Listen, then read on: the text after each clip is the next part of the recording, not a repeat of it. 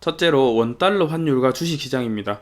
원달러 환율과 주식은 어떤 상관관계를 가질까 한번 봤는데요. 원달러 환율과 주식이 반대라는 상관관계를 가지고 있습니다. 환율이 오르면 주식이 내리고 환율이 내리면 주식이 오릅니다. 100%라는 건 없지만 방향성이 같다라고 보시면 되겠는데요. 오른쪽에 보시는 첫 번째 표가 달러랑 코스피, 이거 1년치를 비교한 거고, 두 번째는 3년을 비교한 겁니다.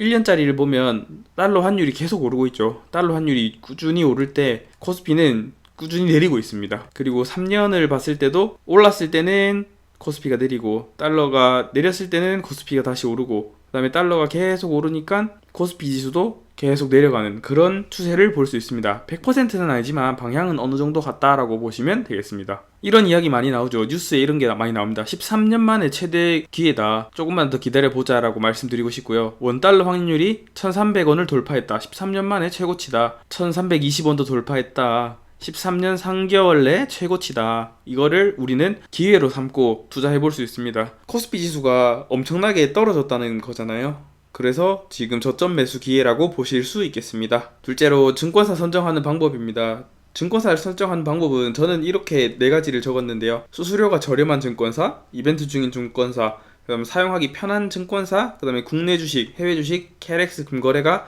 같이 되면 좋다. 저는 이 4번째를 조금 중요하게 생각을 해서 NH투자증권의 나무어플을 사용을 하고 애용을 하고 있습니다. 여러분들께도 추천드리는 게 NH투자증권 나무 어플입니다. 그 이유를 말씀드려 볼게요. 그 이유 첫 번째가 생각보다 수수료 차이가 크게 나지 않습니다.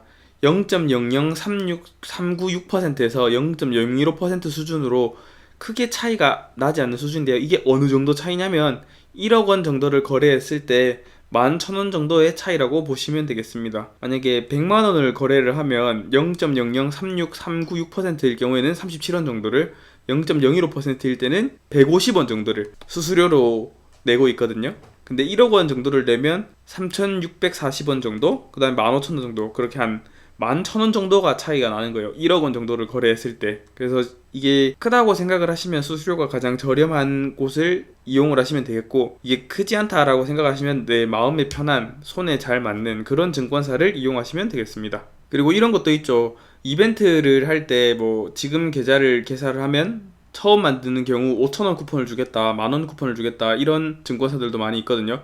그래서 이벤트를 활용을 해서 계좌를 만들어서 사용을 하는 것도 괜찮다고 봅니다. 제가 좀 중요하게 생각하는 건데, 저는 국내 주식이랑 해외 주식이랑 금이랑 이렇게 좀 분산해서 투자를 하는 걸 좋아하거든요. 그래서 국내 주식도 되고 해외 주식도 되고 금 거래도 같이 할 수 있는 증권사가 어디 있냐 봤는데 NH투자증권 나무 어플이 가장 잘 되어 있더라고요. 그래서 저는 NH투자증권 나무 어플을 추천합니다. 코스피에 대해서도 투자를 할 수 있고, 달러에 대해서 환차익 환차손을 먹을 수도 있고, 그 다음에 KRX 거래소도 비대면으로 생성할 수 있습니다. 요 3가지를 분산해서 투자를 하면 좋은데요. 그거는 다음이나 그 다음 강의에서 조금 더 구체적으로 설명드리도록 하겠습니다. 세 번째로 계좌 개설하는 방법인데요. 계좌 개설하는 방법은 엄청 쉬운데 조금 어렵게 느끼시는 분도 있습니다. 근데 이번 강의에서는 다루지 않고 좀 더 자세하게 계좌 개설하는 방법을 알 수 있으니까, 이거는 제가 생각했을 때는 유튜브 보고 하는 것보다 블로그, 네이버에 검색해서 찾아보는 게 훨씬 더 따라하기 쉽더라고요. 그렇게 하시는 걸 추천드립니다.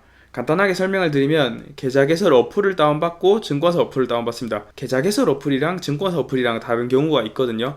한 번에 다 만들 수 있는 증권사가 있고, 계좌 개설 따로 거래 따로 하는 증권사들도 몇 군데 있습니다. 어떤 곳은 계좌 개설 어플 따로, 국내 주식 어플 따로, 해외 주식 어플 따로 이렇게 있는 증권사도 있어요. 그리고 어플을 다운받은 다음에 계좌 개설하기 선택하시고 비대면으로 신분증 촬영하면 다음 화면으로 잘 넘어갈 수 있거든요.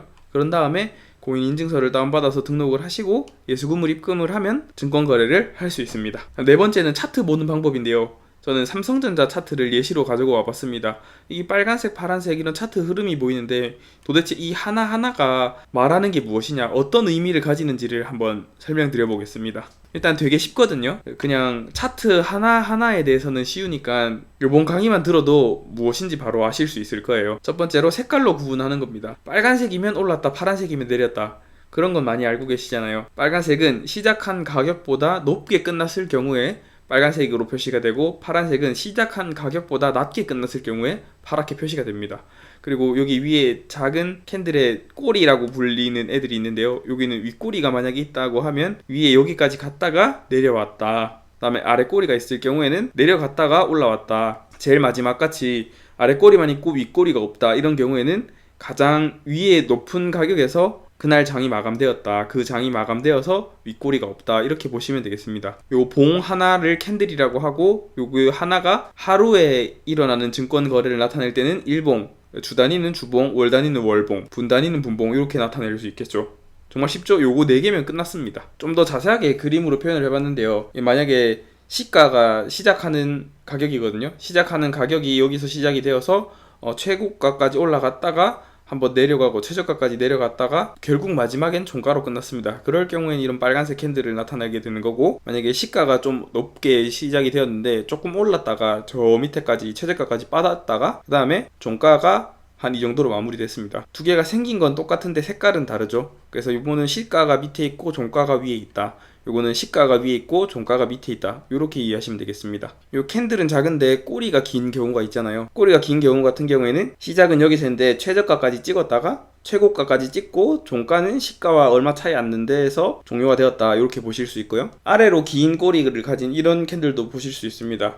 요거는 요 잘못 표현이 되어 있네요. 시가가 위에 있고 종가가 밑에 있어야겠죠. 시가가 시작해서 가장 밑으로 떨어졌다가 쭉 말려 올라가서 최종적으로 종가는 마지막이 되겠다. 이렇게 됐을 땐 이런 캔들을 사용할 수 있습니다. 근데 차트에 함정이라고 해야 되나요? 그런 게 있어요. 1번, 2번이 같은 캔들을 사용한 같은 날이라고 다른 종목이라고 예시를 들어보겠습니다. 첫 번째 종목은 조금 올랐다가 밑으로 빠지고 그 다음 꾸준히 올라가서 최고가 한번 찍고 내렸다가 끝나는 경우예요. 그다음에 두 번째는 내려서 밑을 빌빌 기다가 최고가를 한번 찍고 바로 내려왔습니다. 그런 다음에 장 끝날 때쯤에 막바로 위로 급등해서 끝났습니다. 그런 경우에 1번 종목과 2번 종목이 두 개가 같다는 거예요. 1번 종목, 2번 종목 캔들의 모양이 똑같습니다. 근데 여러분들이라면 어떤 기업에 투자를 하시겠습니까?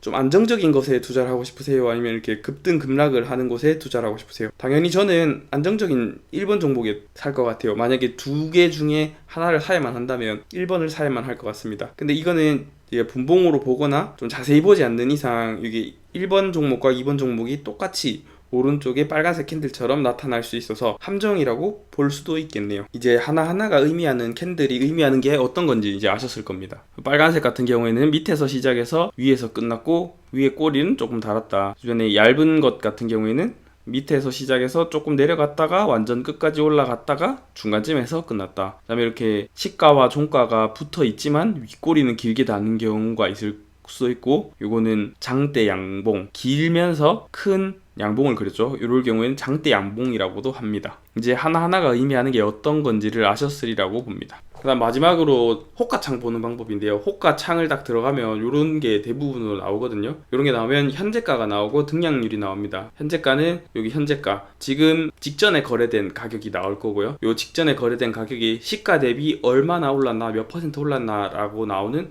몇 퍼센트라는 등락률이 나옵니다.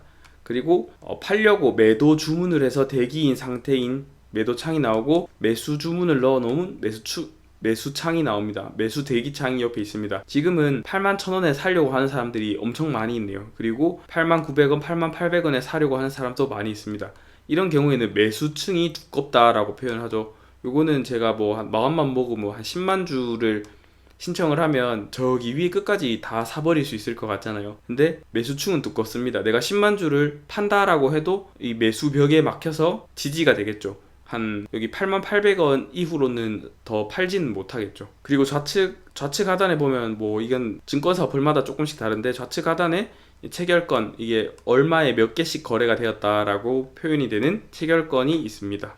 어떤가요? 좀 쉽죠? 오늘 환율과 주식은 어떻게 움직이는지 반대 방향으로 움직인다라는 걸 알 수 있었고, 증권사는 큰 영향 없다. 그래서 본인이 원하는 증권사를 만들면 된다. 수수료 비교 이렇게 치면 많이 나오거든요. 그거 보고 한번 만드시면 됩니다. 저는 증권사 영향은 크게 없다고 생각을 하고, 계좌개설은 비대면으로 하되 국내 주식, 해외 주식, 금거래 다 되는 증권사인 NH투자증권 나무어플을 추천하는 겁니다. 그리고 차트 보는 방법 배웠고요. 호가창 보는 방법 배웠습니다.